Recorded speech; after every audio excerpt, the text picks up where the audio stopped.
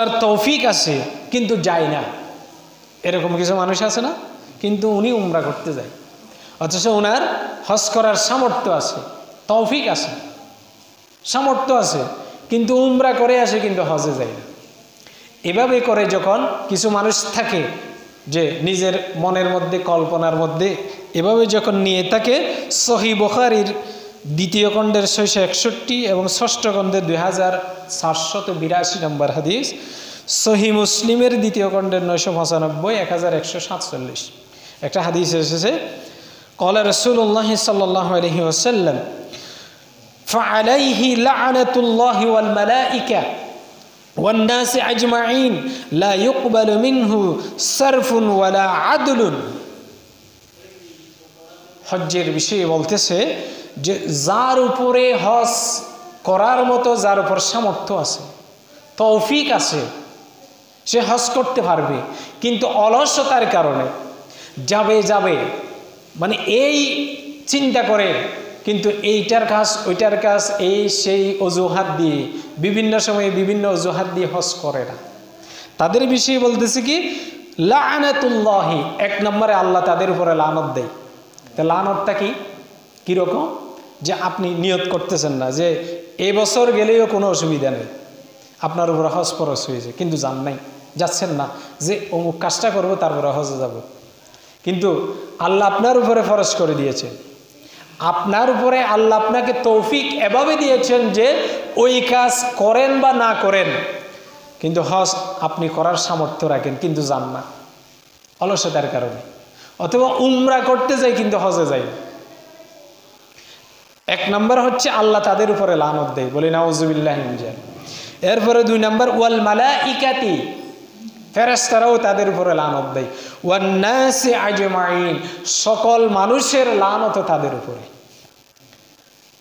এখন কিছু মানুষ এরকম আছে না নাই, কিন্তু হজ ফরজ হয়েছে, কিন্তু ওনার টাকা পয়সা সব আছে, সুযোগ সামর্থ্য সব কিছু আছে, তারপরে অলসতার কারণে এটা করব সেটা করব, এটার পরে যাব বা এই সেই বলে বলে হজ করা থেকে নিজেকে দূরে রাখে।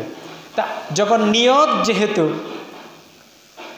নিজের কল্পনা নিয়তটা যেহেতু সে সহিভাবে করে নাই, তখন আল্লাহ সুবহানাহু ওয়া তাআলা তাকে যে আল্লাহর লানতের কারণে, ফেরেশতাদের লানতের কারণে, সব মুমিন বান্দাদের লানতের কারণে, হয়তো সময় এরকমই হয় উনার সমস্ত ধন সম্পদ উনি রেখে চলে গেছে, কিন্তু হজ না করে উনি দুনিয়া থেকে বিদায় হয়ে গেছে, বলি নাউজুবিল্লাহি মিন যালিক।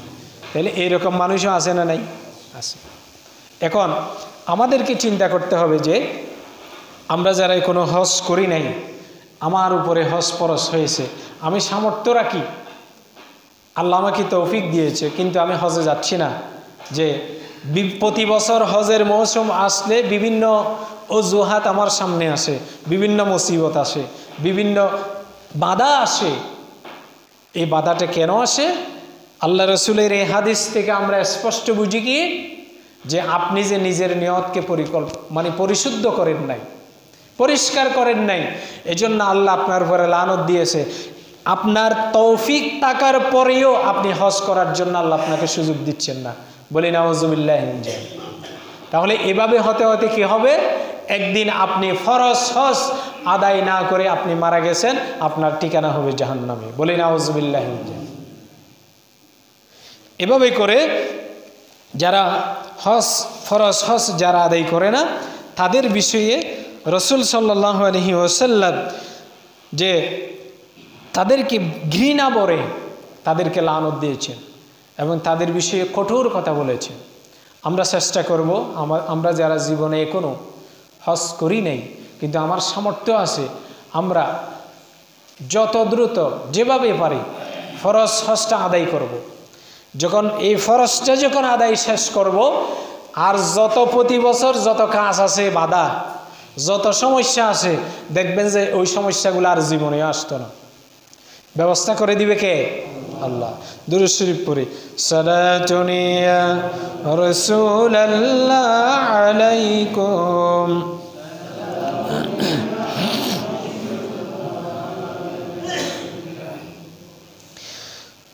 সহিহ আল হিব্বানের ভিতরে এই বিষয়ে আরেকটি হাদিস আছে যে এখানে আল্লাহ রসুল স্পেসিফিক বছর উল্লেখ করে বলেছেন যে সহিহুত তারগিব এবং সহি ইবনু হিব্বান, নাসিরুদ্দিন আলবানী রাহমাহুল্লাহ আলাইহির ওনার কিতাবে এই হাদিসটি এসেছে যে ইন্না আবদান সাহহাতু লাহু জিসমাহু ওয়া সাহহাতু লাহু আলাইহি ফিল মাঈশাতি তামদি আলাইহি হামসাতু আওয়াম লা ইয়াফিদু ইল্লা লা মাহরুমুন।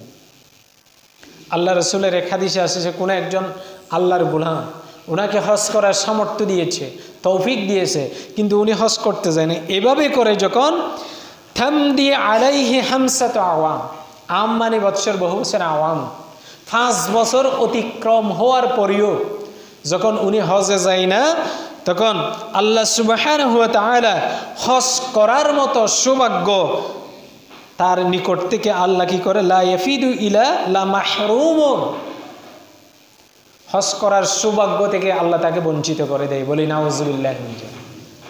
তার মানে এই হাদিস থেকে, এটাও সহিহ হাদিস, এই হাদিস থেকে আমরা জানি যে কোনো একজন ব্যক্তির সামর্থ্য আছে, উনি হজ করে না, এভাবে করে যখন 5টা বছর উনি যখন অতিবাহিত করেছে, আল্লাহ উনাকে আর হজ করার তৌফিক জীবনেও দেয় না।